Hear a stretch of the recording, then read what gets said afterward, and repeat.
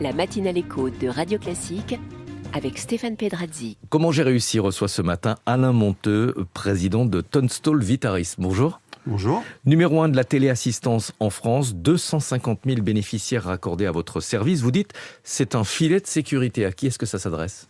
Alors ça s'adresse à toutes les personnes qui veulent vivre le plus longtemps possible à domicile pour plus de sécurité et plus de sérénité. Et on a prouvé qu'avec la téléassistance, vous vivez plus longtemps à domicile, au moins 2 ans de plus que si vous ne l'avez pas. Est-ce que vos clients sont essentiellement des personnes âgées en perte d'autonomie ou est-ce que ce sont aussi des personnes atteintes de pathologies lourdes et qui ont besoin d'une forme de surveillance médicale ? Je dirais les trois. Nous avons des personnes âgées, bien évidemment, qui est notre cible principale. Nous avons des personnes handicapées et nous avons aussi des jeunes seniors qui prennent nos solutions dans des logiques de prévention. Car la téléassistance, vous la connaissez, tout le monde connaît le petit bouton rouge, vous appelez en cas de malaise, en cas de chute, ou simplement si vous avez envie de parler. Mais c'est aussi aujourd'hui des solutions sans rien apporter qui vont permettre de détecter des solutions anormales et mettre en place des actions avant qu'il arrive quelque chose de grave. Donc c'est vraiment une logique de prévention. Alors vous le dites, pour beaucoup de personnes, c'est le petit collier ou le petit bracelet qu'on porte avec un bouton d'appel en cas de problème. Mais est-ce que c'est toujours le cas ? Ou est-ce qu'il existe désormais des appareils capables, par exemple, de détecter les chutes ou de détecter une perte de connaissance ? Écoutez, aujourd'hui, on en parle tous les jours à la télévision, à la radio, comme vous. On parle d'intelligence artificielle, donc ça serait dommage de ne pas l'utiliser. Donc oui, aujourd'hui, on est capable de mettre un certain nombre de capteurs à votre domicile qui vont être capables de détecter une chute, qui vont être capables de détecter une anomalie de vie. Par exemple, vous êtes levé plus tard, vous avez mangé plus tard ou vous n'avez pas mangé. Tout ce qui ne rentre pas dans une routine peut être signalé par l'intelligence artificielle. Exactement. Et l'intelligence artificielle va mouliner ces données et être capable de voir des tendances et être capable de voir des situations anormales.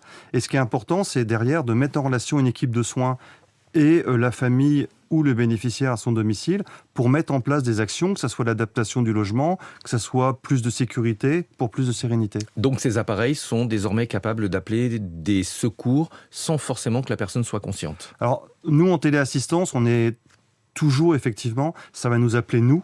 Et nous, on va appeler les secours s'il y a besoin après une levée de doute. Mais oui, il y a des appels automatiques pour des personnes qui sont inconscientes, qui sont incapables d'appeler, oui. Alors justement, on va expliquer le fonctionnement. Vous intervenez directement ? Est-ce que vous appelez les secours si nécessaire, sachant que dans certaines zones géographiques, c'est difficile de pouvoir joindre les secours et d'obtenir une intervention rapide ? Oui, donc le mécanisme de la téléassistance, quand vous prenez votre abonnement, on va créer ce qu'on appelle un réseau de solidarité constitué de personnes à proximité qui peuvent venir vous apporter un premier secours et notamment faire une levée de doute pour valider s'il y a besoin de faire intervenir les secours. Bien évidemment, si on voit qu'il faut faire intervenir les secours tout de suite, on le fait. Et en fonction de ça, donc on va appeler les services de secours qui vont intervenir et prendre les actions nécessaires. On a même dans certains cas, pour des personnes qui n'ont aucun réseau de solidarité, on peut proposer des réseaux de solidarité professionnels. Le tarif est de 24,90 € par mois avec un certain nombre d'options. Quelles options est-ce que vous proposez, par exemple ? Alors c'est sûr que l'option de détection de chute est une option qui est très demandée.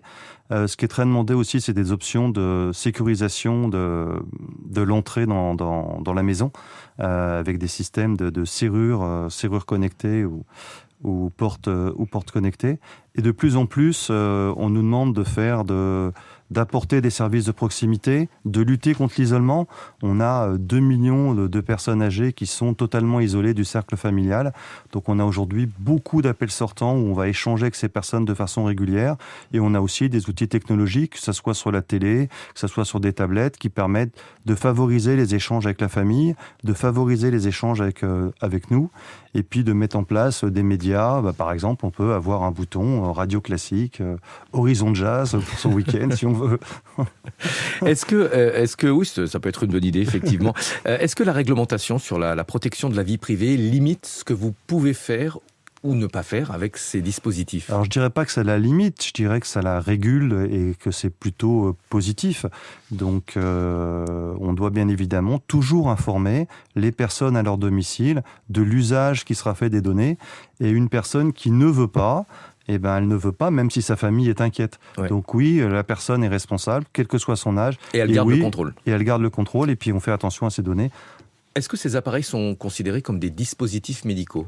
Alors non, dans la téléassistance, nous ne parlons pas de dispositif médical, même si pour prolonger le maintien à domicile, on peut rajouter des dispositifs médicaux. Et là, on rentre dans la législation, effectivement, des données médicales. Et pour ceux qui sont intéressés, qui nous écoutent, est-ce que ces dispositifs peuvent être pris en charge par la sécurité sociale lorsqu'il y a des pathologies particulières ou tout simplement par les mutuelles, sachant que le maintien à domicile, ça coûte généralement beaucoup moins cher qu'un séjour à l'hôpital ou un placement en institution. Vous l'avez dit, une téléassistance à 24,90 par jour, c'est quand même beaucoup moins cher qu'une chambre en EHPAD. Donc vous avez des collectivités territoriales, départements ou villes, CCAS, qui ont des programmes de téléassistance. Vous pouvez avoir un programme subventionné par votre mutuelle ou votre assurance, et puis vous avez les départements qui subventionnent l'APA. Et n'oubliez pas, vous avez le crédit d'impôt, 50% de votre abonnement qui est pris en charge par l'État. J'ai dit une bêtise, 24,90 € par jour, c'est pas un tarif... Non, par mois. Vous avez dit par jour, c'est pour ça. C'est moi qui ai dit une bêtise. Voilà, 24,90 € par mois avec après des... crédit d'impôt, options. c'est 12,45 €, on est moins de 50 centimes par jour. Ouais, ça coûte c'est quand même pas beaucoup grand-chose. moins cher qu'une chambre en EHPAD. Merci beaucoup d'être venu ce matin sur Radio Classique. Alain Monteux, président de Tunstall Vitaris. Merci à vous. À suivre l'esprit